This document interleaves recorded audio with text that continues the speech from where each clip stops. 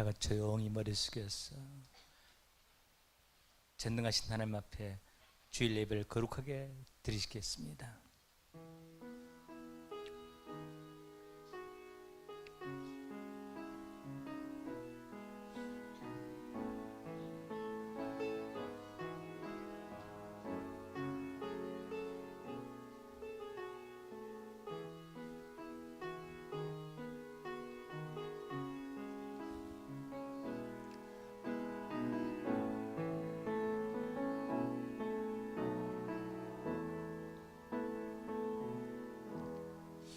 하늘이 하나님의 영광을 선포하고 궁창이 그의 손으로 하신 일을 나타내는도다. 날은 날에게 마르고 봄 발에게 쓱을 전하니 언어도 없고 말씀도 없으며 들리는 소리도 없으나 그의 소리가 온 땅에 통하고 그의 말씀이 산끝까지 이르도다. 하나님은 영이신 예배하는 자가 영과 진리로 예배할지니라. 거룩하신 아버지, 전능하신 하나님, 오늘도 우리가 예배하오니 우리 예배를 받아 주시옵시고 주 예수 그리스도의 성령하심과 성령의 임재하심과 교통하심이 충만케 하옵소서. 주 예수 그리스도의 이름으로 기원하옵나이다. 아멘. 85장 찬송하시겠습니다.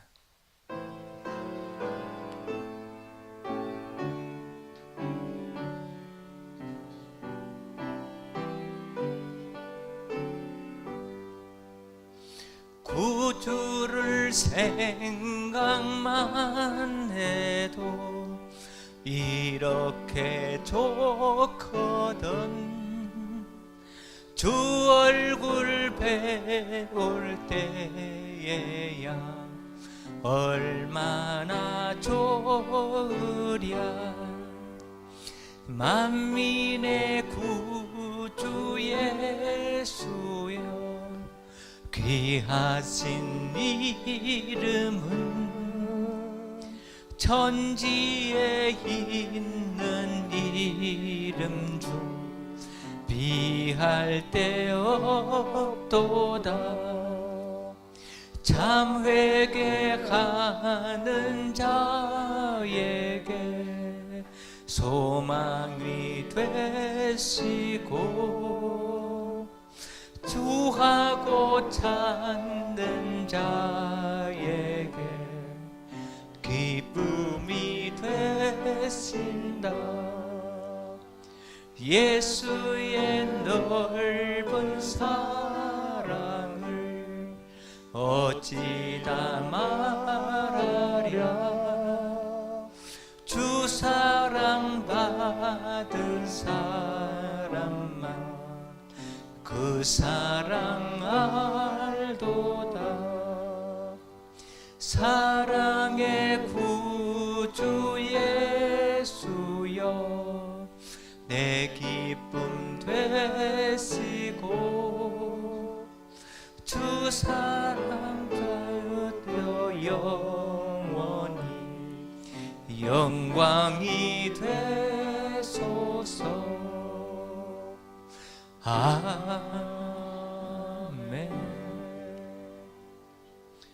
교도문 82번, 찬송가 되어 있는 교도문 82번, 빌립보서 2장을 교독하시겠습니다. 너희 안에 이 마음을 품으라. 곧 그리스도 예수, 그는 근본 하나님의 본체시나 하나님의 동등됨을 취할 것으로 여기지 아니하시고 오히려 자기를 비워 종의 형체를 가지사 사람들과 같이 되셨고 사람의 모양으로 나타나사 자기를 낮추시고 죽기까지 복종했으니 곧 십자가에 죽었습니다. 이러므로 하나님이 그를 지극히 높여 모든 이름 위에 뛰어난 이름을 주사 하늘에 있는 자들과 땅에 있는 자들과 땅 아래 있는 자들도 모든 무릎을 예수의 이름에 꿇게 하시고 모든 입으로 예수 그리스도를 주라 시인하여 하나님 아버지께 영광을 돌리게 하셨느니라. 아멘. 사도 신경으로서 신앙 고백 드리시겠습니다. 전능하사 천지를 만드신 하나님 아버지를 내가 믿사오며 그 외아들 우리 주 예수 그리스도를 믿사오니 이는 성령으로 잉태하사 동정녀 마리아에게 나시고 본디오 빌라도에게 고난을 받으사 십자가에 못 박혀 죽으시고 장사한 지 사흘 만에 죽은 자 가운데서 다시 살아났으며 한디르루사 전능하신 하나님 우편한 자 계시다가 저리로 서산 자와 죽은 자를 심판하러 오시리라. 성령을 믿사오며 거룩한 공회와 성도가 서로 교통하는 것과 죄를 사하여 주는 것과 몸이 다시 사는 것과 영원히 사는 것을 믿사옵나이다. 아멘. 다 같이 조용히 머리 숙여서 참회의 기도를 드리시겠습니다.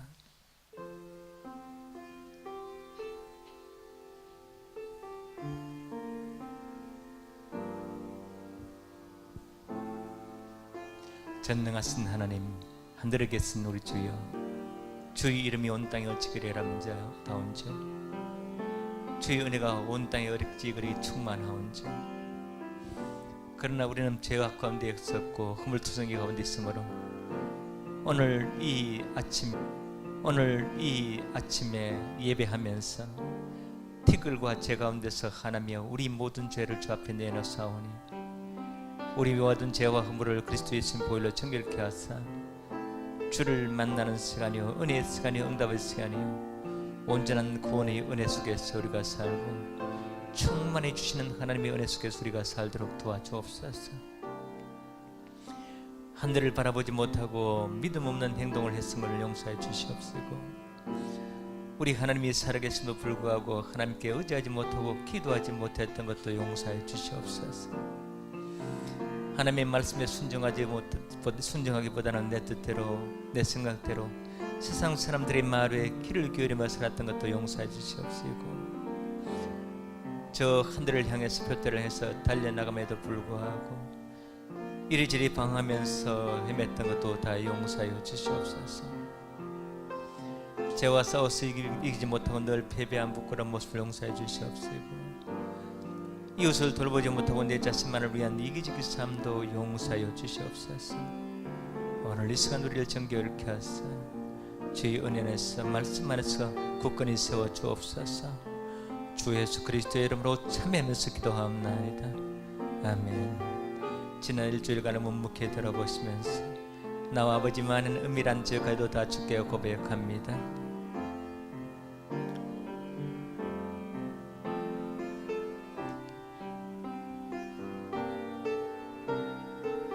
그런즉 이에 대해서 우리가 무슨 말하리요? 죄의 사유였으니 주께 신적이 백성들이 주께 나왔나이다. 그가 찔림은 우리의 허물 때문이요 그가 상함은 우리의 죄악 때문이라. 그가 징계를 받아 우리는 평화를 누리고 그가 채찍에 맞아 우리는 나음을 받았도다. 우리는 다 양 같아서 그릇 행하여 각기 제 길로 갔거늘 여호와께서는 우리 모두의 죄악을 그에게 담당시키셨도다. 아멘. 83장 찬송하시겠습니다.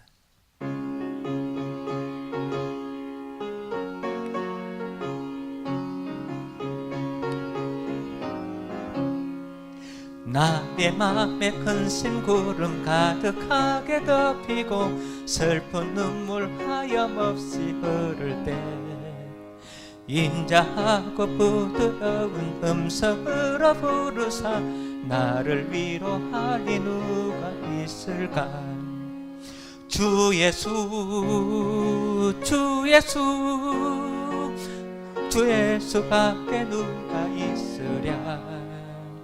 슬픈 한심 될 때에 내 친구 되시는 구주 예수밖에 다시 없도다.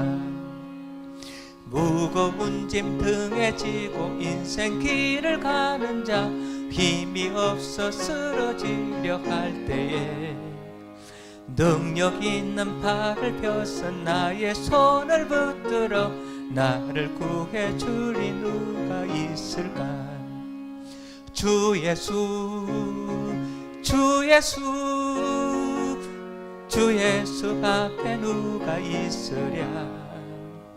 슬픈 한심 될 때에 내 친구 되시는 구주 예수밖에 다시 없도다. 지은 죄를 돌아보니 부끄럽고 괴로워 자나깨 난 마음이 평안 없을 때 주한 죄인 용납하여 품에 안아주시고 쏟아지게 하시니가 누굴까. 주 예수 주 예수 주 예수밖에 누가 있으랴. 슬퍼 낙심될 때에 내 친구 되시는 구주 예수밖에 다시 없도다. 요단강을 건너가서 시온 성을 주여 주여 우리를 불쌍히 여기소서. 그리스도여 그리스도여 우리를 불쌍히 여기소서. 주여 주여 우리를 불쌍히 여기소서. 오늘 우리 교신 하나님의 말씀은 에레미야서 18장 말씀과 고린도후서 4장 말씀인데, 에레미야서 18장 말씀은 구약 성경 1079쪽입니다. 8, 9, 10, 8절은 제가 9절은 여러분이 읽고 10절은 우리 같이 봉독합니다. 1079쪽 에레미야 18장 8, 9, 10입니다. 제가 먼저 봉독합니다. 오늘 이 성경 말씀을 읽을 때 살아계신 하나님의 음성으로 들으시길 바랍니다. 제가 먼저 봉독합니다. 만일 내가 말한 그 민족이 그의 악에서 돌이키면 내가 그에게 내리기로 생각했던 재앙에 대하여 뜻을 돌이키겠고, 내가 어느 민족이나 국가를 건설하거나 심으려 할 때에 만일 그들이 나보기에 악한 것을 행하여 내 목소리를 청중하지 아니하면 내가 그에게 유익하게 하리라고 한 복에 대하여 뜻을 돌이키리라. 아멘. 고린도서 4장 말씀은 신약 성경 289쪽이 되겠습니다. 289쪽 7절부터 11절까지 교독하시겠습니다. 제가 먼저 봉독합니다. 우리가 이 보배를 질그릇에 가졌으니 이는 심히 큰 능력은 하나님께 있고 우리에게 있지 아니함을 알게 하려 함이라. 우리가 사방으로 우겨쌈을 당하여도 쌓이지 아니하며 답답한 일을 당하여도 낙심하지 아니하며 박해를 받아도 버림받지 아니하며 거꾸로 때림을 당하여도 망하지 아니하고, 우리가 항상 예수의 죽음을 몸에 짊어짐은 예수의 생명이 또한 우리 몸에 나타나게 하려 함이라. 11절 같이 봅니다. 우리 살아있는 자가 항상 예수를 위하여 죽음에 넘겨지면 예수의 생명이 또한 우리 죽을 육체에 나타나게 하려 함이라. 아멘. 주만 의지해 찬양하시겠습니다.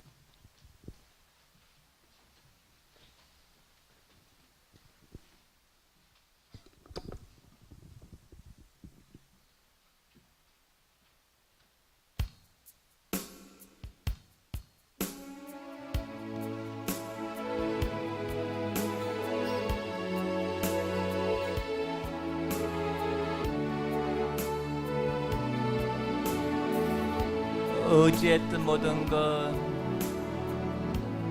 어지했던 모든 것 변해가고 억울한 마음은 커져가네. 부끄럼 없이 살고 싶은 마음 주님 하시네. 모든 일을 선으로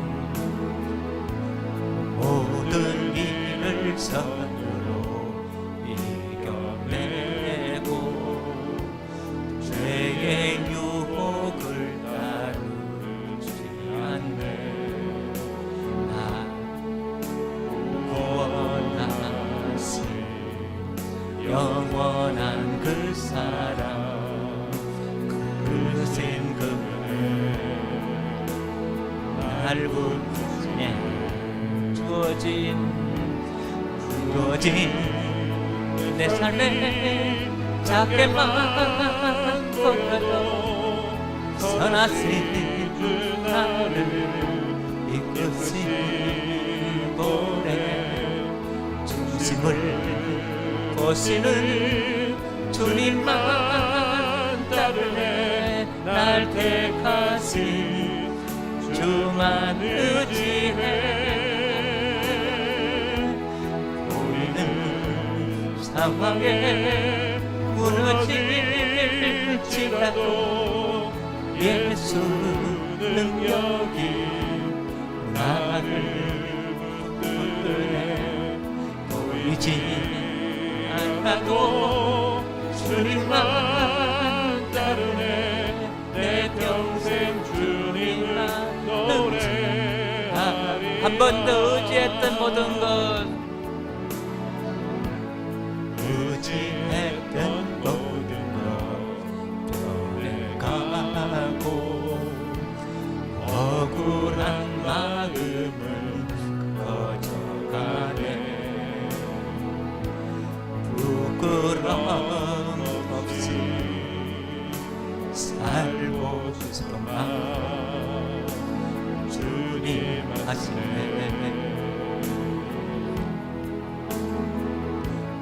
모든 일을 선으로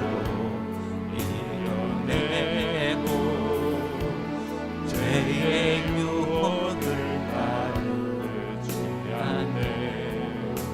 나를 구원하신 영원한 그 사랑, 그 생각에 날 붙드시네. 주어진 내 삶에 작게만 보여도 선하신 내 나를 이끌지 보내. 중심을 보시는 주님만 따르네. 날 택하신 주만 의지해. 보이는 상황에 무너질지라도 예수 능력이 나를 붙드네. 보이지 않아도 주님만 따르네. 내 평생 주님을 노래하. 주어진 내 삶이 작게만, 주어진 내 삶에 작게만 보여도 선하신 주 나를 이끄시고 중생을 보시는 주님만 따르네. 날 택하신 주만 의지해. 보이는 상황에 무너질지라도 예수 능력이 나를 붙드네. 보이지 않아도 주님만 따르네. 내 평생 주님을 노래하리라.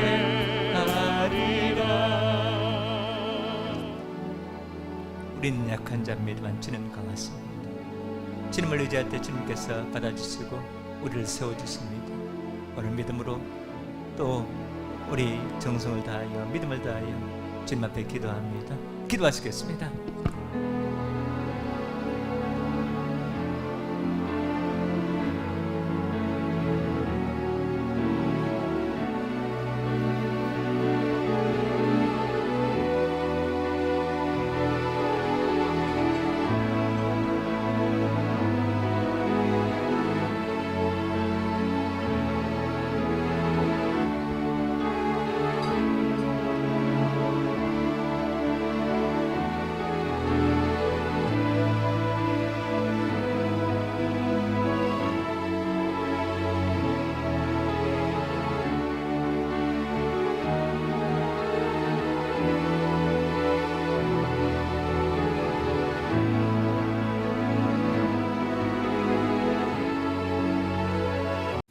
우리에게 흠뻑 내릴 줄로 믿습니다. 오늘 이 아침에도 하나님의 아들 예수님께서 진짜 나의 구세주며 예수님 믿으면 구원받는다, 예수님 붙잡고 살리라, 이런 결단이 있으시면 아멘 하시길 바랍니다. 하나님, 전능하신 하나님 독생자를 아낌해 주셨고 지금도 우리를 사랑하시며 지금 이 시간도 우리와 함께 하십니다. 전하지 않고 있사옵시다. 하나님 당신을 사랑하십니다. 하나님 당신을 사랑하십니다. 저도 여러분을 사랑합니다. 저는 오늘 여러분과 함께 에르미야 18장 말씀과 고린도서 4장 말씀을 가지고 이 보배를 질 그릇에 이런 제목으로 은혜를 나누고자 합니다. 1900년도 초에 미국 백화점 왕은 J.C. 페니입니다. 이 J.C.가 지저스 크라이스트예요. 예수님 나중에 바꿨는 겁니다. 1929년 세계 대공황이 오죠. 세계 경제가 침몰합니다. 그때까지 1700개의 점포를 가지고 있었습니다. 이 하이가 조금 높은 것 같으네. 그런데 대공황과 투자 사업에 실패해서 완전히 망하고 빈털터리가 됩니다. 몸도 아프고 마음도 아프고 불면증에 시달렸으나 의사의 처방전도 완전히 소용이 없었습니다. 54살의 젊은 나이에 이제 생이 끝났다고 생각하고 사업도 실패하고 몸도 아프고, 그래서 이 조용한 미시건주 요양소에서 생을 마감하려고 생각하고 요양소에 들어갑니다. 밤새 잠을 설친 어느 날 아침에 조용하게 찬송 소리가 은은하게 들려옵니다. 그 찬송 소리를 따라갔더니만 요양소 내에 있는 작은 교회에서 몇 사람이 모여서 예배드리고 있었습니다. 그래서 들어가서 찬송을 따라 부르고 예배를 같이 드렸습니다. 그 찬송이 우리 지난 5월 2일 가정주간에 제가 말씀드렸습니다마는 캐나다 출신이요 그 침례교 목사인 마틴 목사님 부부가 그 9살 날 아들의 말에 귀를 기울이고 어제 주님께 의지했다 말씀드렸습니다. 너 근심 걱정 말아라, 주 너를 지키리. 주 날개 밑에 거하라, 주 너를 지키리. 주 너를 지키리. 아무 때나 어디서나 주 너를 지키리. 늘 지켜주시리. 지난번에 말씀드렸죠. 주 너를 지키리. God will take care of you. 그러니까 주 너를 지키리가 몇 번 들어갔다겠죠? 4번 들어가고 늘 지켜주시리 한 번, 그렇게 지켜주시리라가 5번 들어간 이 찬양입니다. 1904년에 이 마틴 부부가 찬송을 작시 작곡했고 1929년 백화점 왕 제시 페니가 불어서 하나님의 은혜를 받습니다. 그 찬송을 듣고 하나님의 은혜가 임하자 페니는 자신의 연약함을 깨닫습니다. 교만을 깨닫습니다. 내가 잘난 줄 알고 내 힘으로 무엇인지 할 수 있다고 믿었는데 그렇지 않다는 것을 알았죠. 완전 파산하고 몸도 아프고, 그래서 하나님 앞에 무릎을 꿇고 기도합니다.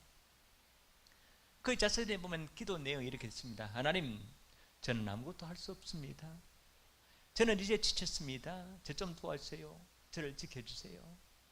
주 너를 지키리. 그 찬송에 영감을 받았죠. 그 후 그의 자서전에 기록하기를 이렇게 기록합니다. 저는 그때 캄캄한 어두운 공간에서 찬란한 태양빛으로 옮겨지는 느낌이었고, 마음속에 무거운 짐이 옮겨져서 이젠 완전한 자유함을 얻게 되어서 그 방을 나올 때는 나는 새로운 사람이 되었다. 이렇게 기록하고 있습니다. 여러분, 사람은 매우 강한 척합니다. 굉장히 강한 척하죠. 그래도 약한 존재에 불과합니다. 옛날 전쟁에서 화살이나 창을 맞든지 요즘 미국에 총기 사고 총 한 방 맞으면 그냥 죽잖아요, 그죠? 그리고 우리 장기 하나만 고장나도 맹모 치고 죽습니다. 그런데 우리 하나님은 우리 인간을 그렇게 지었어요. 약한 존재라. 왜? 저만 의지하게 하기 위해서, 교만하지 않기 위해서. 그래서 우리 인간의 연약함을 알고 주만 의지할 때, 주께 손을 내밀 때 전능하신 하나님께서 그 손을 붙잡아 주시고 일으켜 세워줄 줄로 믿습니다. 오늘 성경과 또 설교 제목이 이 보배를 질글세, 질그릇과 보배죠. 여러분 많이 설교를 들어보시잖아요. 그리고 또 이거 잘 모르시는 분 잘 없잖아요, 그죠? 그 의미를 잘 알잖아요. 우리 사람은 질그릇과 같은 연약한 존재에 불과하며 그 속에 보배로운 그리스도를 담고 있다. 질그릇은 우리 사람이고 보배는 그리스도 예수님이죠. 질그릇은 값어치 없다는, 보잘것없다는 뜻이고요, 보배는 보석 같은 값어치 있는 존재, 바로 예수 그리스도입니다. 하나님의 아들이잖아요. 그리고 질그릇과 보배의 핵심이 뭘까요? 핵심은 질그릇 같은 보잘것없는 우리 인생일지라도 그 안에 보배 그리스도가 있으면 강한 존재이며 귀한 존재이며 되며 값어치 있는 존재가 된다는 사실입니다. 그래서 흙으로 지음받아서 하나님의 육체는 하나님의 흙으로 돌아가고 영혼은 저 영원한 멸망으로 갈 수밖에 없었던 우리 인간을 하나님은 독생자를 주셔서 우리를 구원하셨고 하나님이 자녀되는 권세를 주셨고 하늘에서 영원히 살 수 있는 그런 특권을 허락하셨습니다. 그러므로 사랑하는 성도 여러분, 여러분은 질그릇 같은 존재이지만 그리스도 예수를 모시고 있고, 그러므로 말하면 저 영원히 하늘에서 하나님과 함께 살 수 있다는 사실을 믿는 여러분은 참으로 귀한 존재이며, 하나님께서는 말씀하십니다. 너희는 내가 정말 택하였고 그리고 내가 너를 세웠고 너는 귀하고 보배로운 존재라고 말씀합니다. 따라합시다. 나는 보배로운 존재다. 오늘 본문 예레미야서는 주전 580년대, BC 580년대 유다 말기 시드기야 왕 때 선지자 예레미야가 하나님의 말씀을 받아 기록한 책이 예레미야서죠. 예레미야서는 유다의 회개를 촉구하고 그렇지만 멸망할 것이라는 것을 예언합니다. 그 시드기야 왕 예레미야를 좋아했을까 안 좋아했을까요? 안 좋아했죠. 회개하라, 너 망한다 이러니까 당연히 싫어했습니다. 그래서 시드기야 왕은 예레미야 선지자에게 이랍니다. 제발 그 소리 좀 그만하라. 그랬습니다만은 예레미야는 그럴 수 없었죠. 그래서 시드기야 왕은 시위대 뜰에 갇히기도 하고 죽이겠다고 협박도 했습니다만은 그러나 죽이진 않았어요. 시드기야 왕 때 또 한 사람 유명한 선지자가 있었으니 그 이름은 하나냐라는 사람입니다. 하나냐. 하나냐는 하나님부터 말씀을 받았다고 하고 그리고 시드기야 왕과 백성들에게 말씀을 선포합니다. 그 말씀이 뭐냐면은 하나님은 바벨론의 멍에를 꺾어 유다 앞에 굴복시킬 거다. 이 바벨론 큰 나라 그건 별거 아니다. 그러므로 유다는 영원하고 유다는 하나님이 축복하실 거다. 이렇게 예언합니다. 시드기야 왕과 백성들은 예레미야를 좋아했을까요? 하나냐를 좋아했을까요? 하나냐를 좋아하지. 당연히 좋은 소리 한다고. 그러나 좋은 소리 한다고 축복이 임하는 것도 아니고, 좋은 소리 한다고 나라가 부강한 것도 아니고, 좋은 소리 한다고 잘 되는 것도 아니에요. 진짜 하나님의 말씀이 살리고 복을 줄 줄로 믿습니다. 그 결과를 어떻게 되죠? 여러분 늘 말씀드립니다만 주전 586년 유다는 바벨론 느부갓네살 왕의 침공을 받아서 완전히 멸망하고 시드기야 왕은 치욕을 당합니다. 그 죄가 뭘까요? 하나님께 회개하지 않고 진짜 선지자 예레미야의 말을 듣지 않고 거짓 선지자 하나님의 말을 들었기 때문에 그렇습니다. 성경은 시드기야 왕의 치욕을 열왕기하 25장 7절에서 이렇게 말씀합니다. 그들이 시드기야의 아들들을 그의 눈앞에서 죽이고 시드기야의 두 눈을 빼고 노사슬로 그를 끌다가 바벨론으로 끌고 갔더라. 눈 빼기 전에 아들들 다 죽입니다. 그리고 눈을 빼고 쇠사슬로 결박해서 바벨론의 포로로 끌고 갑니다. 완전 치욕이었죠. 이후 이야기는 성경에는 기록하지 않습니다만 그 이스라엘에 전해주는 그 이야기에 의하면 거짓 선지자 하나냐는 바벨론 침국 직전에 죽었고 그리고 예레미야는 애굽으로 피신해 갔다가 거기에서 사망했다고 전해지고 있습니다. 오늘 예레미야서 18장 19장에서 토기장이 비유의 말씀을 합니다. 하나님께서는 예레미야에게 이렇게 합니다. 야, 너 토기장의 집에 가봐라. 이렇게 합니다. 당연히 가죠. 예레미야는 하나님의 말씀에 순종하니까. 그래서 토기장이 집에 가가지고 토기장이가 토기를 만드는 것을 볼 때 깨달아지는 것이 있었습니다. 에레미야가 깨달은 토기장이 집에 가서 깨달은 건 뭐냐면은 토기장에 의해서 토기가 만들어지더라. 토기장에 의해서 그릇의 모양이 결정되고 사용처가 결정되더라. 어떤 것은 크게, 어떤 것은 작게, 어떤 것은 귀하게, 어떤 것은 하잘 것 없이. 또 토기장에 보니까 잘못된 것은 가차없이 부숴버리고 그 부서진 것은 결코 다시 사용할 수 없더라. 제가 일부러 목회 초기에 이 토기장이, 성경에 토기장이 질그릇 이런 게 나오니까 그 이천에 토기장이 그 도예가라 그죠? 거기 가봤어요. 가봤더니 이 굽는 데가 있고 바깥에는 엄청나게 많은 이 도자기, 파쇄된 도자기가 있더랍니다. 조금만 잘못되면 이게 내 같으면 조금 잘못된 거, 흠 있는 거, 뭐 조금 이렇게 그 금 갖는 거 이런 거 저한테 좀 잘 쓸 것 같은데 가차없이 깨뜨려 버려요. 왜냐하면 다른 게 안 풀리잖아요, 그죠? 그거 하면 그래서 깨달아졌어요. 토기장이 손에 의해서 만들어진다. 토기장이 손에 의해서 금그릇, 은그릇, 작은 그릇, 큰 그릇 이렇게 만들어진다. 가차없이 부숴버리더라. 에레미야가 토기장이 집에 갔다가 가서 토기를 만드는 것을 본 후 하나님께서는 에레미야에게 말씀합니다. 에레미야서 18장 6절 여호와의 말씀이라 이스라엘 족속아 이 토기장이가 하는 것 같이 내가 능히 너에게 행하지 못하겠냐.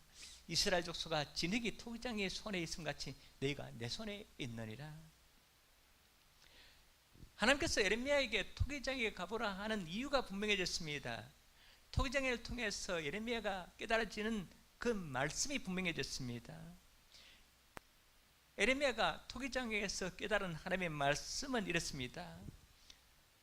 토기장이가 토기를 만들었듯이 유다 백성들은 하나님이 지으셨다. 토기장이가 잘못된 그릇을 깨뜨린 같이 하나님은 자기 백성들이 잘못하면 심판하신다. 한번 깨뜨린 토기는 다시 복구 불가능하듯이 하나님의 심판은 돌이킬 수 없는 무서운 것이다. 그리고 마지막으로 그러므로 유다는 회개하고 주님께 돌아와야 된다. 이런 하나님의 메시지요, 교침이었습니다. 오늘 본문의 예레미야서나 바울서가 기록한 고린도후서에서 우리 인간을 질그릇에 비유하는데, 그렇다면 우리 인간이 어떤 면에서 질그릇과 같은 존재인가? 제가 이거 질그릇 하나 사왔어요.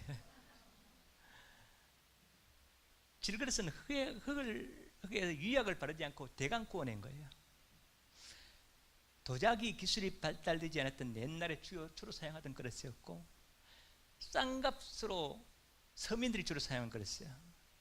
싸니까 잘 깨지고 때로는 흙도 묻어나와요. 지금 이거 21세기 첨단 그거 기술로 구운 거니까 흙이 안 묻어나오는데 이게 잘 깨져. 이거 아무래도 21세기 해도 구워져요. 이거는 아까워서 못 깨겠네.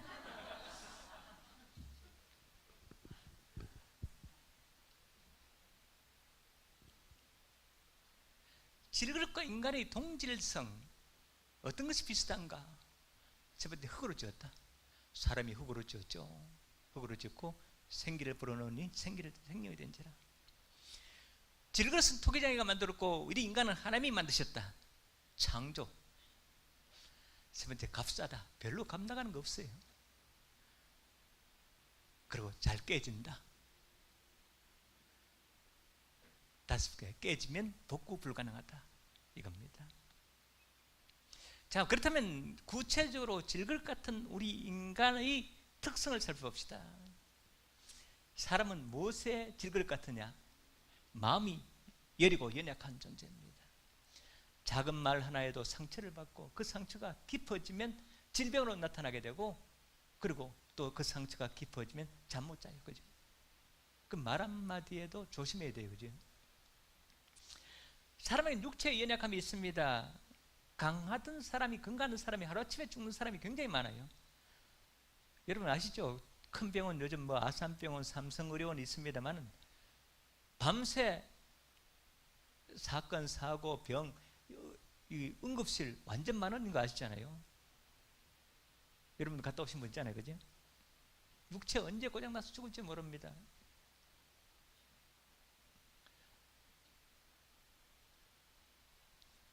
제 이중 사촌 이모 아들이 저보다가 한 6살 밑인데, 아들이 경북대 의대 그 졸업반일 때 갑자기 병원에 갔더니 췌장암 말기래. 그래서 6개월을 있다 그냥 죽었어요. 뭐 아들 같이 있어도 소용없습니다. 그 의사가 완전히 되진 않았지만 언제 죽을지 모르더라.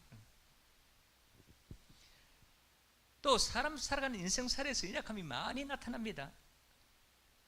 우리 한강대공원 사망 사건, 참 부모님 입장에서 통곡할 노릇이죠, 그죠? 잘 나가던 사업도 하루아침에 망하게 됩니다. 요즘 망하는 기업들 많잖아요. 아시아나 항공, 이스타 항공, 남양유.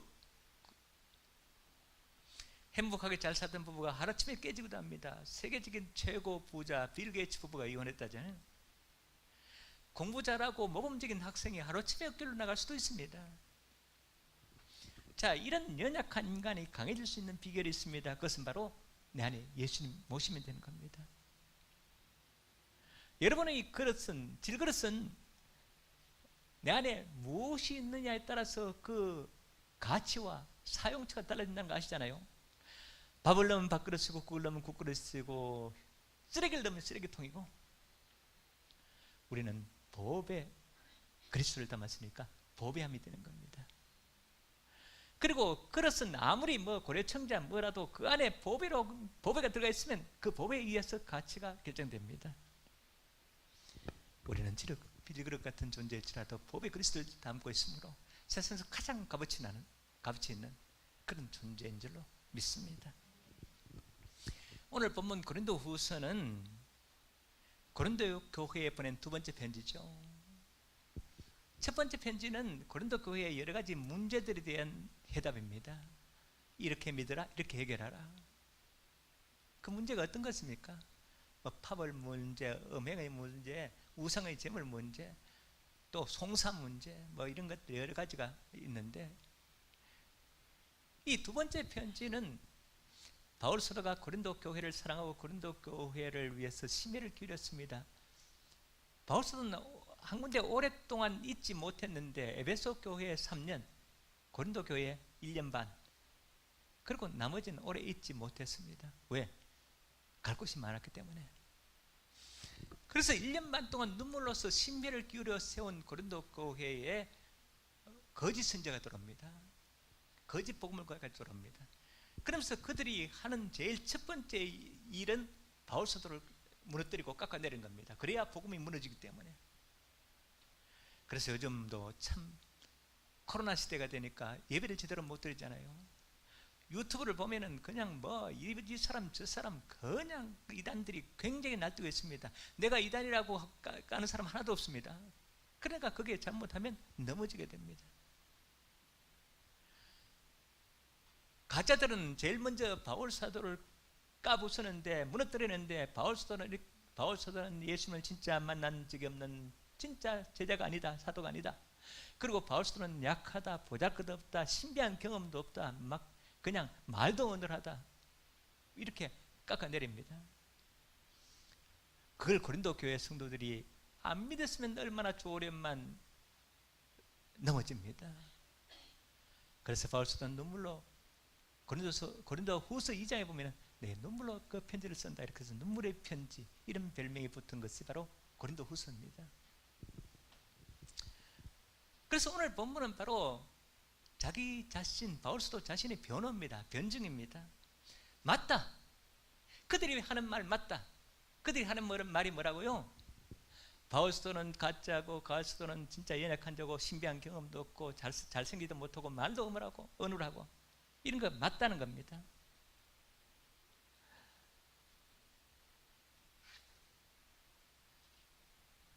거짓 선지자들, 가짜들이 바울 사도를 형편없다고 하는데 그 말이 맞다는 겁니다. 나는 죄인 중에 죄인 괴수요, 만삭되지도 못하여 태어난 자 같은 자요, 약하고 보잘것없는 자가 맞다고 하는 겁니다. 그럼 뭡니까? 나는 약하지만 내가 사는 것은 그리스도 예수님 때문이며 나는 질그릇 같은 존재지만 그리스도 예수님이 내 안에 있는 것이다. 그러므로 내가 사는 것이다. 그러므로 내가 강한 자다. 이렇게 하시는 겁니다. 여러분 강합니까? 잘났습니까? 높은 지위에 있습니까? 부자입니까? 그건 별거 아닙니다. 나는 약한 자지만 내 안에 그리스도 예수님이 계시다는 그런 믿음으로 살아가시기를 축복합니다. 바울 사도는 바로 오늘 고린도후서 4장에서 말씀하는 것은 나는 약한 자가 맞다. 그러나 나는 질그릇 같은 존재지만 내 안에 그리스도 예수님이 계신다. 이걸 자랑하고 있는 것입니다. 그렇다면 바울 사도가 강조하는 질그릇 사람과 보배 그리스도, 보배를 담은 질그릇은 어떤 존재인가 오늘 몇 가지로 은혜를 나누고자 합니다. 보배를 담은 질그릇의 은혜 첫 번째는 질그릇 같은 인간 자체는 약하나 보배를 담은 질그릇은 강하다. 나는 약하나 예수는 강하다. 이런 뜻입니다.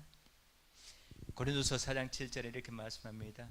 우리가 이 보배를 질그릇에 가졌으니 이는 심히 큰 능력은 하나님께 있고 우리에게 있지 아니함을 알게 하려 함이라.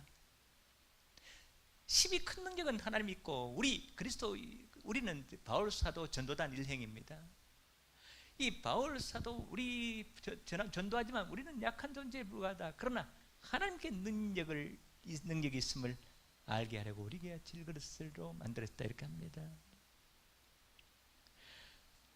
바울 사도는 육체적으로 매우 연약한 존재였습니다. 특별히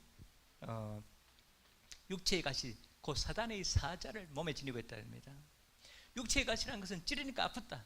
사단의 사자는 사단이 막 쥐고 흔들리니까 굉장히 괴로웠다는 것을 말씀합니다.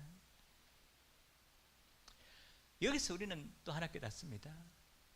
하나님은 사단에게 우리를 괴롭히도록 허락하신다. 바울 사도 허락하시는데 우리도 안 허락하실 리가 있겠습니까? 그렇다면 왜 그럴까요? 성도들이 교만하지 못하게 하고 그리고 주만 의뢰하게 하심입니다. 고린도후서 1장 9절에 바울은 이렇게 말합니다. 이는 우리로 자기를 의지하지 말고 오직 죽은 자를 다시 살리시는 하나님만 의지하게 하려 하심이라. 이 모든 것은 주만 의지하고 믿음으로 살도록 우리에게 허락하십니다. 바울 사도가 가지고 있는 육체의 가시 있고 사탄의 사자를 성경이 이렇게 표현합니다. 고린도서 12장 7절입니다. 여러 계시를 받은 것이 지극히 크므로 너무 자만하지 않게 하시려고 내 육체에 가시고 사탄의 사자를 주시는 이 나를 쳐서 너무 자만하지 않게 하려 하심이라. 여기 중심 단어가 뭐죠? 자만하지 않게 하려 하시려고 자만하지 않게 하려 하심이라. 자만 스스로 교만한다는 뜻이죠. 교만하면 망합니다. 교만은 패망의 앞잡입니다. 교만은 멸망입니다. 교만은 하나님으로부터 버림받습니다. 교만은 사단이 가지고 있는 특성입니다. 그래서 여러분 정말 교만하지 마시죠. 낮은 자리에 서서 섬기면서 살아가시길 바랍니다. 잘났다고 생각하지 마시길 바랍니다. 잘나봐야 뭘 얼마나 잘나겠습니까?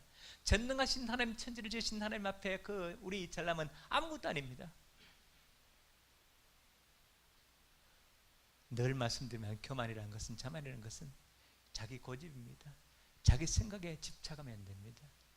오직 하나님의 뜻에 열린 마음을 가지시기를 예수님으로 축복합니다. 8절, 이것은 내게서 떠나가게 하기 위하여 내가 3번 주께 간구하였더니 나에게 이르기를 내 은혜가 내게 족하다. 이는 내 능력이 약한 데서 온전해짐이라. 그러므로 도리어 크게 기뻐함은 나의 여러 약한 것들에 대하여 자랑하리니 이는 그리스도의 능력이 내게 머물게 하려 함이라. 바울 사도가 3번 기도했답니다. 하나님 고쳐주세요, 하나님 고쳐주세요, 하나님 고쳐주세요, 이렇게 3번 기도했는 거 아니에요. 한참 동안 오랫동안 작정하면서 기도했고 안 고치니까 또 한참 쉬다가 또 했고 이렇게 하는 겁니다. 그래도 하나님 기도 응답 안 하셨어요. 그래서 우리는 여러분 여기에서 우리 기도 응답이란 무엇인가를 다시 한번 깨닫게 됩니다. 제가 늘 말씀드립니다. 너 응답도 응답이다. 왜? 그것은 나에게 유익하면 안 주십니다. 특별히 돈에 대해서는 철저하십니다. 제가 평생 목회해보니까 돈은 잘 안 주세요. 왜냐하면 돈 주면 그냥 뒤로 돌아가고 식어지고 나태해지고 게을러지는 거 주님께서 한두 번 받겠습니까? 저도 한두 번 받겠습니까?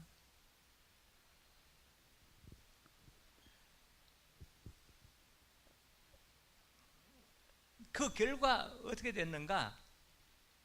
주님께서 육체의 가시 사탄의 사자를 없이 하게 해달라고 3번 기도했는데 응답 안 하셨다. 그 결과 어떻게 됐는가? 바로 내 능력이 약한 데서 온전해짐이라. 그리고 끝에 그리스도의 능력이 내게 머물게 함이라. 합력의 선을 이룬 줄 믿습니다. 육체의 가시 사탄의 사자 때문에 바울 사도는 그걸 잡고 기도합니다. 기도 안 하면 아파요. 그러니까 하나님의 능력이 그 약한 데 머물릅니다. 그래서 바울 사도가 가는 것마다 귀신이 떠나고 많은 사람이 예수 믿게 되고 성령의 충만함이 임하게 되고, 심지어 손수건까지, 바울 사도의 손수건까지 가서 병자에게 덮은 적 낫더라. 이렇게 성경 기록하고 있습니다. 바울 사도의 능력은 무엇 때문이라고요?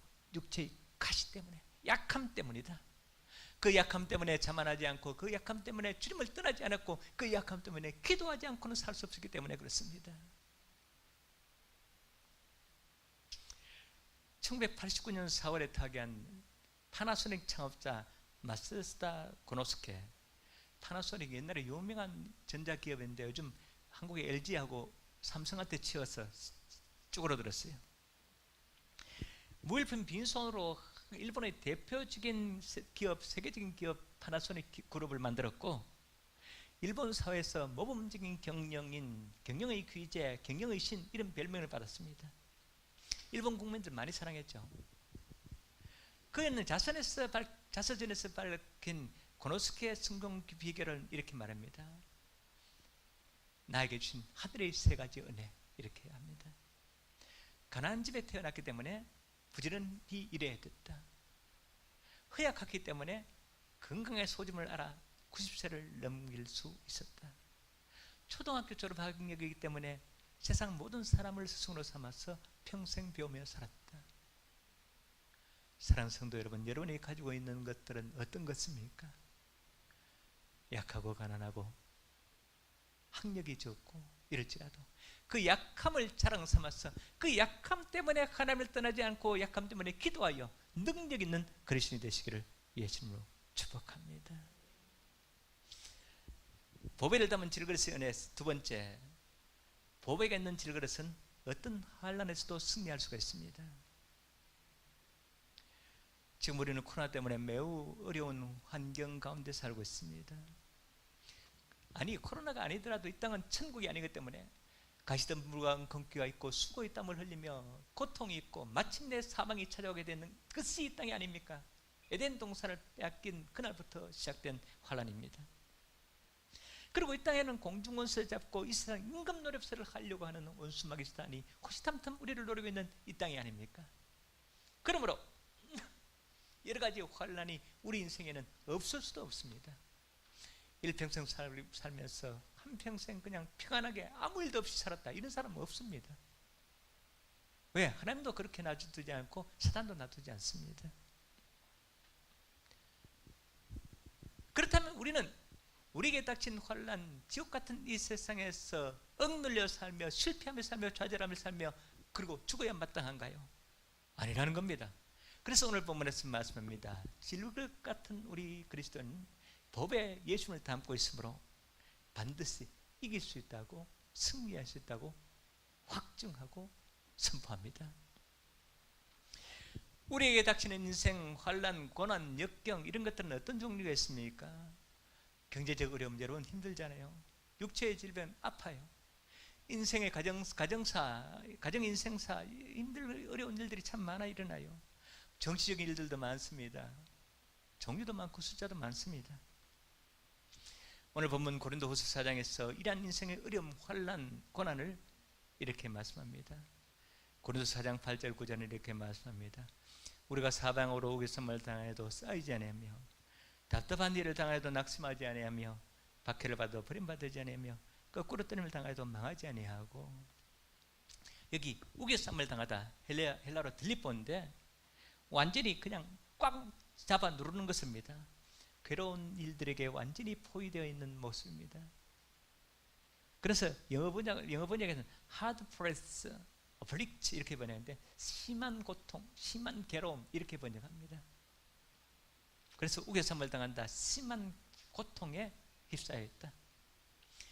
두 번째, 답답한 일을 당하다, 헬라어로 아포리오 이렇게 되는데 빠져나갈 길이 없는 모습. 사실 답답한 일을 당하는 이것이 우겨쌈을 당한 포위당에 되는 뜻입니다. 지디가 부서지다 이렇게 번역하는데 crushed, 이 지디가 부서지다, 완전히 일어설 수 없는 그런 모습입니다. 박해를 당하다, 헬라어로 디오코죠. 심한 압박을 당하다, persecuted, 핍박, 박해. 거꾸로 뜸을 당하다, 헬라어로 카타발로인데 높은 것은 아래로 떨어지다, 그냥 쾅 떨어진다. 제가 이거 떨어져, 이게 그 거꾸로 뜸을 당하는 거예요. 쾅 떨어뜨리다. 그래서 영어 번역은 struck down 이렇게 번역합니다. 자, 그렇다면 우리가 당하는 고린도후서 4장에서 환난의 네 가지 표현, 우겨쌈을 당하고 답답한 일을 당하고 박해를 당하고 거꾸름을 당하는데, 이 네 가지 표현을 듣는 순간 여러분 느낌이 어떻습니까? 와, 힘들겠다, 완전히 포위당했구나, 완전히 버림받았구나, 완전히 지지겨졌구나, 뭐 이런 표현입니다. 그런데 사랑하는 여러분, 인생의 환난, 고난, 어려움, 어려움에 완전히 포위당하고 해서 우리가 멸망을 당할 수 있습니까? 아니다. 그리스도로 말미암아, 법의 그리스도 예수로 말미암아 우리가 반드시 승리할 수 있다는 것입니다. 우겨쌈을 당하도, 그래서 계속한 말씀입니다. 우겨쌈을 당해도 쌓이지 아니하고, 답답한 일을 당해도 낙심하지 아니하고, 박해를 당해도 버림받지 아니하고, 거꾸로 뜸을 당해도 당하지 아니한다, 망하지 아니한다. 로마서 8장 38절 39절 제가 좋아하는 구절 여러분에게 말씀드렸습니다만, 내가 확신하니 사망이나 생명이나 천사들이나 권세자나 현재이나 장래이나 능력이나 높음이나 깊음이나 다른 어떤 피조물이라도 우리를 우리 주 그리스도 예수 안에 있는 하나님의 산에서 끊을 수 없으리라. 어떻다고요? 우겨쌈을 당하고 답답한 일을 당하고 박해를 당하고 거꾸름을 당해도 우리는 결코 망하지 않는 것은 그리스도 예수님 때문이라는 겁니다.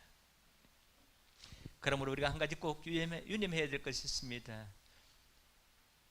오늘 본문 말씀같이 우겨쌈을 당하고 답답한 일을 당하고 박해를 받고 거꾸름을 당할 때도 위로 하늘이 뚫려 있다는 사실을 우리는 기억해야 됩니다. 하늘을 향해 기도하고 하나님의 도우심으로 모든 위기를 능히 이길 수 있다는 사실을 우리는 꼭 기억해야 됩니다. 우리 그리스도의 특징은 우리 보배로운 예수를 내 안에 모시고 있음으로 말미암아 보배를 그냥 두시지 마시고 사용하시기 바랍니다. 사용한다고 마구 부려먹으는 건 아닙니다. 그리스도 예수님 이름으로 그리스도 예수 말미암아 하늘이 하나님께 기도하여 승리하러 우리에게 껴주고 있는 것입니다. 세상 사람들은 보배가 없음으로 말미암아 힘들고 어려운 일을 당하면 아까 네 가지 어려운 우겨쌈을 당하고 답답한 일을 당하고 박해를 당하고 거꾸름을 당하면 좌절하고 실망하고 때로는 죽음을 생각합니다만, 우리는 하늘이 뚫려 있고 하늘에 기도할 수 있는 길이 열려 있다는 사실을 꼭 기억하고, 우리 왜 인생이 이리 살기 힘드노? 왜 어떻게 이 인생을 이길까 생각하지 마시고 하늘의 도우심으로 승리하는 저와 여러분 되시기를 축복합니다. 나는 질그릇이만 내 속에 있는 법의 그리스도로 말미암아 어떤 환난이나 고난이나 인생의 어려움이 닥치라도 반드시 승리할 줄로 믿습니다. 보배를 담은 질그릇 세 번째, 교만하면 깨지게 되어 있습니다.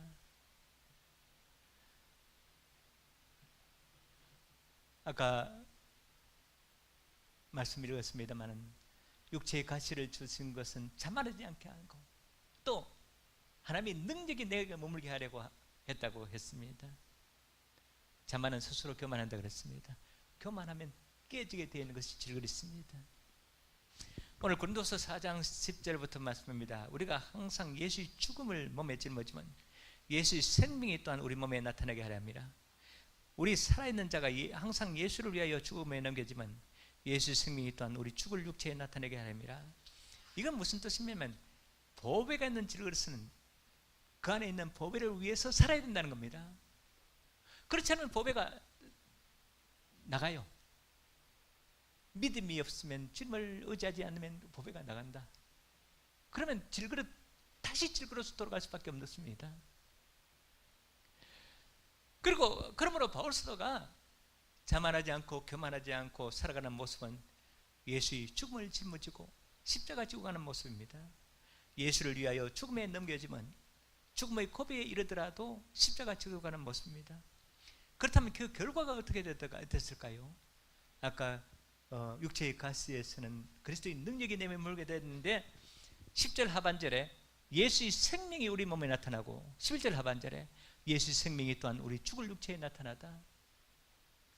우리 죽은 우리를 살리시고 그리고 또 죽을 수밖에 없는 그런 인생에서 건져주시는 우리 하나님의 은혜를 말씀합니다.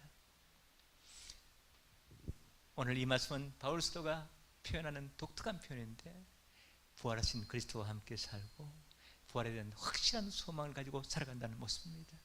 질그릇 같은 존재지만 우리 속에 보배로운 예수 믿음으로 말미암아 험하고 힘들고 그리고 고난 가운데 있는 인생이라도 반드시 승리할 줄 믿으며 이 세상 끝나면 반드시 부활하신 예수님과 함께 영원히 살 수 있을 줄로 믿습니다.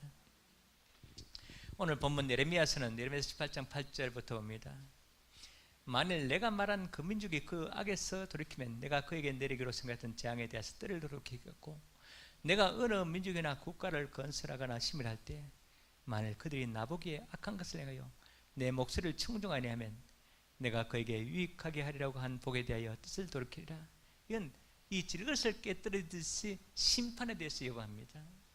8절에 내가 재앙을 내리기로 뜻을 정한 어느 민족이라도 회개하고 주님 앞에로 돌아오면 하나님께로 돌아오면 이건 이방 민족을 말합니다. 아니면 어떤 심판하기로 작정했던 어떤 민족이 내가 재앙을 내릴 수밖에 없던 그런 민족이라도 회개하고 주님 앞에 돌아오면 어떡하요? 안 한다. 9절 하나님이 어떤 민족이나 국가를 건설하거나 심으려 할 때 이건 유다 민족입니다. 유다 민족 너는 하나님의 택한 백성이고 하나님이 축복하기로 약속했고 축복을 작정했지만 그런데 네가 내게 돌아오지 않으면 이걸 어떻게 하냐? 그거 없던 걸로 한다. 그러므로 심판이 예고된 민족이라도 주님 앞에 돌아오면 그 심판은 없이 하고 축복을 약속했던 민족이라도 주님 앞에 돌아오지 않으면 그 축복의 약속은 없던 걸로 한다. 사랑하는 성도 여러분, 그래서 그리스도 예수의 법에 그리스도 예수 법에 우리에게 모신 사람들은 항상 예수를 모시고 살아야 되며 주님을 붙잡고 살아야 될 줄로 믿습니다. 사람의 마음은 연약합니다. 그러므로 작심삼일 조변석게 자주 변하는 것이 사람의 마음입니다. 쉽게 교만해지는 것이 또한 사람의 마음입니다. 사랑하는 성도 여러분, 주변을 둘러보십시오. 부자 되고 지위가 높아지고 잘나가는 사람치고 겸손하며 낮아지며 섬기는 사람이 그렇게 많지 않습니다. 에덴 동산에서 아담과 하와를 유혹했던 사단의 제일로 특성은 교만입니다. 사단의 활동 가운데서 인간에게 가장 가까이서 가장 쉽게 우리에게 다가오는 것도 교만의 특성입니다. 질그릇에 불과한 인간은 결코 교만하지 말고 내 안에 있는 보배 때문에 살고 내 안에 있는 보배를 위하여 살아야 합니다. 이것을 바울 사도는 항상 예수의 죽음을 내 몸에 짊어지고 항상 예수를 위하여 죽음에 넘겨지더라도 오직 십자가 지고 그게 노란 그런 말씀입니다.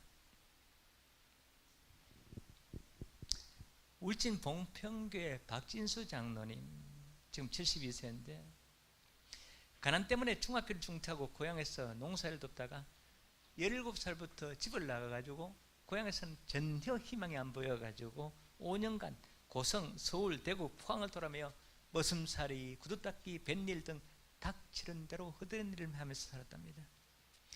그러나 손에 쥐는 것이 없죠. 그래서 23살 청년이 되어서 귀향했지만 세상에 대한 증오와 불만으로 매일 술에 떨어서 주정을 뱉고 친구들과 어울려 싸움질하고 다녔습니다. 그는 술에 몸과 인생을 다 맡기고 모든 인생을 거의 포기한 상태로 살았습니다. 요즘 젊은이들이 다투한가 그런가 우리 한강의 손씨 사건 보니까 새벽 3시, 4시까지 그냥 코가 삐뚤어져 먹고 그냥 자다가 그런 병을 당하잖아요. 그죠? 이게 인생이에요. 그리스도 없는 인생, 법이 없는 인생은 질그릇입니다. 그런 박진수에게 중대 고비가 찾아왔습니다. 청년 박진수 몸이 아파서 대구 동산병원에 가서 정밀 검사를 해보니까 폐종양, 그것도 계란만한 종양이 있어가지고 수술도 안 되고 당신 6보름을 넘기기 힘들다고 이렇게 사형 선고를 내립니다. 기가 막혀 눈물도 쏟지 못한 그런 울진 고향으로 돌아오는 길에 23살 청년 때 그 귀향할 때 어떤 처녀가 전도했습니다.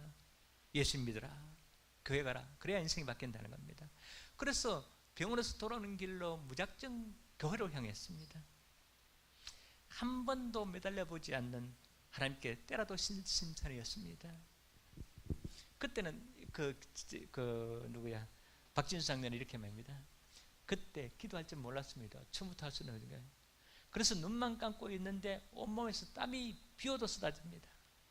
마치 물에 빠지듯이 온몸이 땀에 흠뻑 젖었다.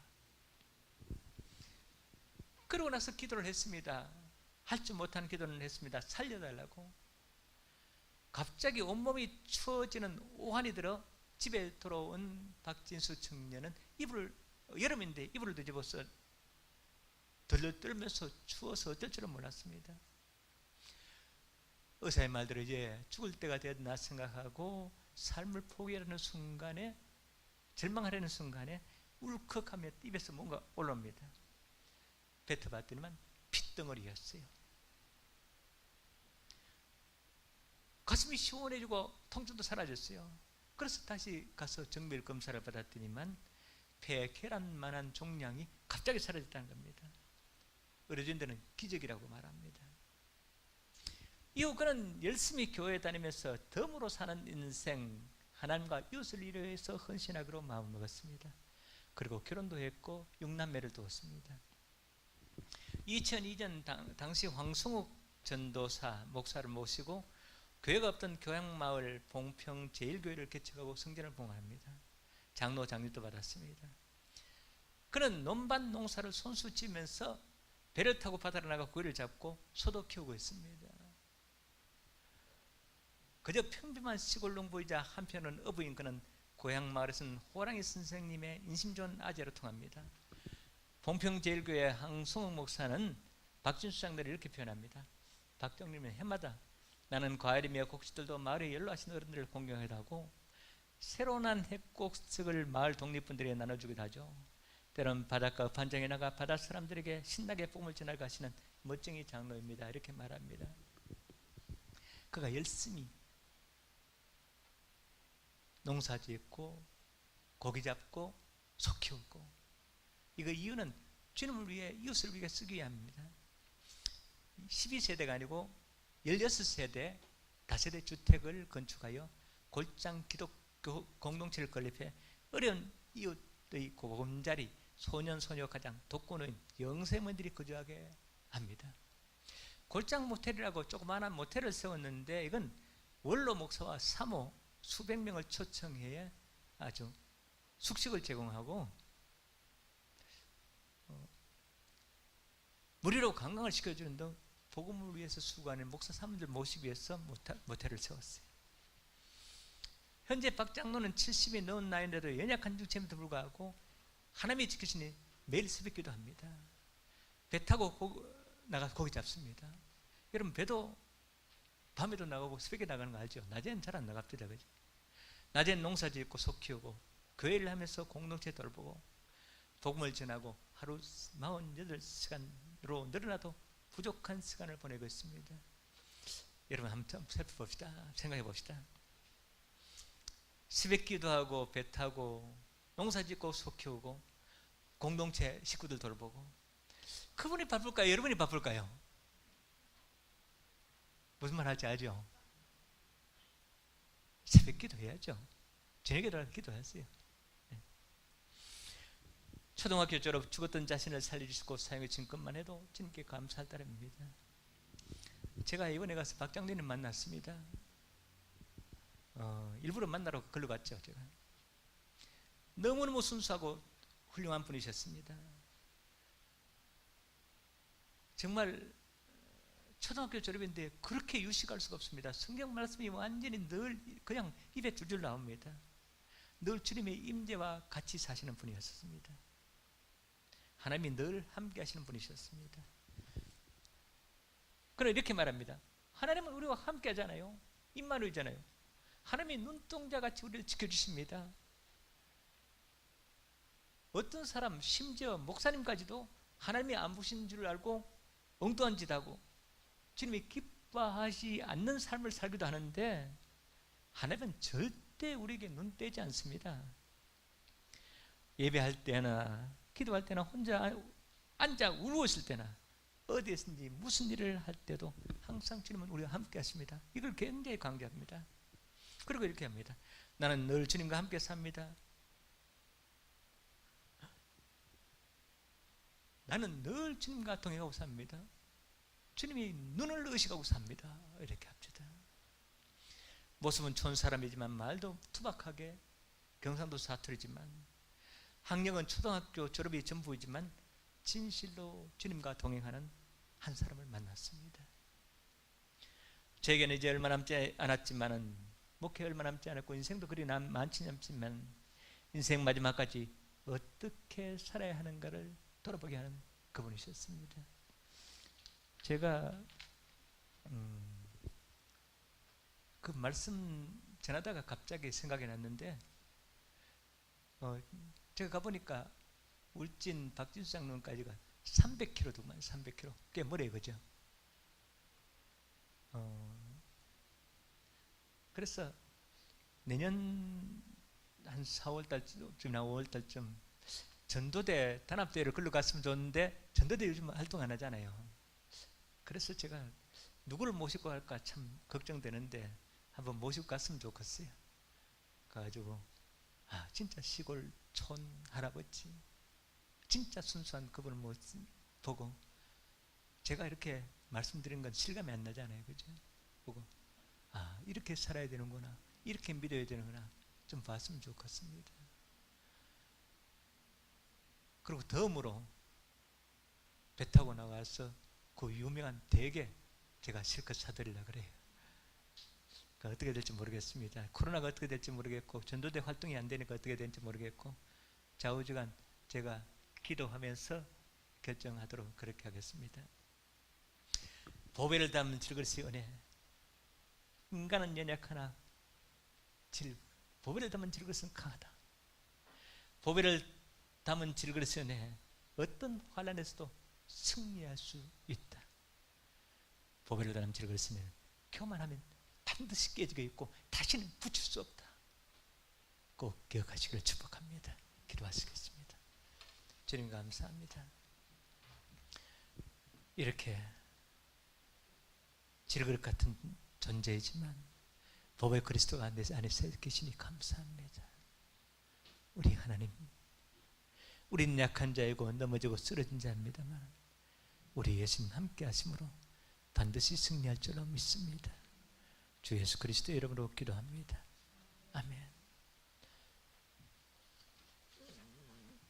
338장 찬송합니다.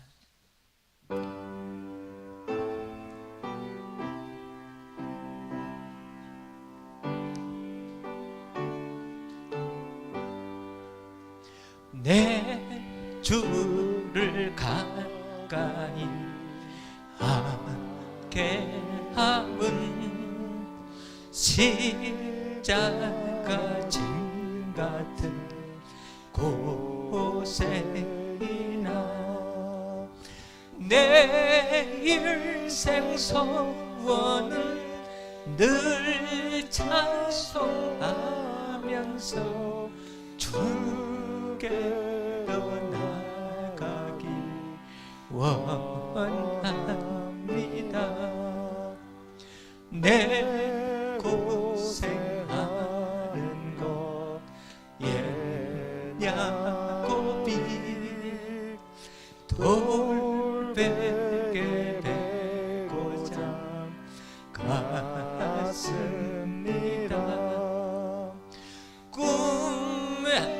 또 성원이 늘 찬송하면서 주께로 나가기 원합니다. 천성에 가는 길 험하여도 생명길 되나니 은혜로다. 천사를 부르니 늘 찬송하면서 주께로 나가기 원합니다. 야곱이 잠깨어 일어나고 솔단을 쌓은 것 본받아서 숨질 때 되도록 늘 찬송하면서 주께로 나가기 원합니다. 아멘. 애문복을 하시겠습니다.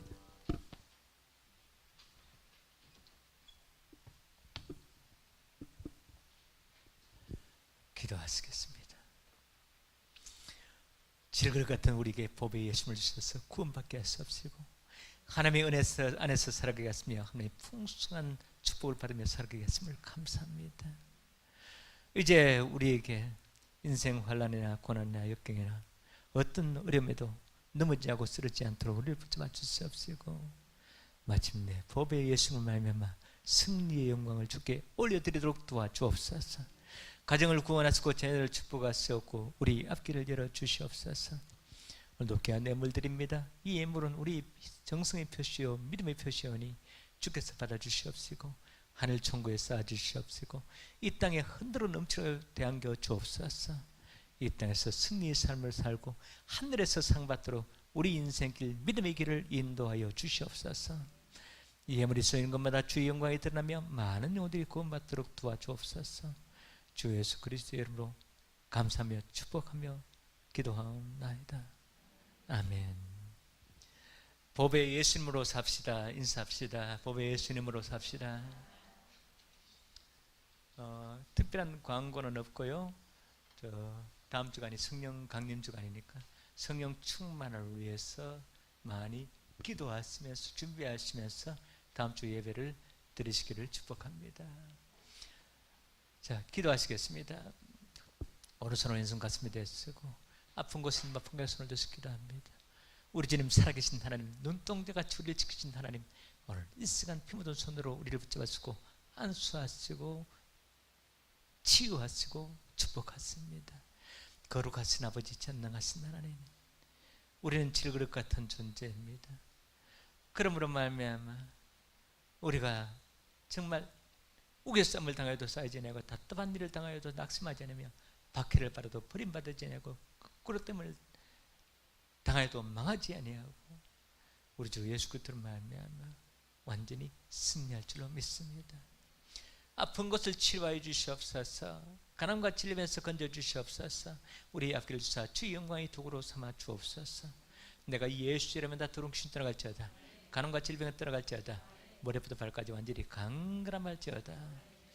지금 이 땅 오사 우리를 위해 십자가 못 박혀 돌아가시고 부활 승리하신 주 예수 그리스도의 그 크신 은혜와 독생자를 아픔에 주셨고 지금도 우리를 사랑하신 전능하신 하나님의 극진하신 사랑과 우리 가운데 오셔서 충만함을 주며 우리 삶을 인도하시는 성령의 임재하심과 교통하심과 인도하심이 이제 질그릇한 존재가 보배를 담고 세상을 향해 나가는 이들 한 사람 한 사람 위에 가정 사업 자녀 위에 그리고 우리나라 민족과 교회 위에 영원토록 함께 하시옵기를 간절히 축원하옵나이다. 아멘.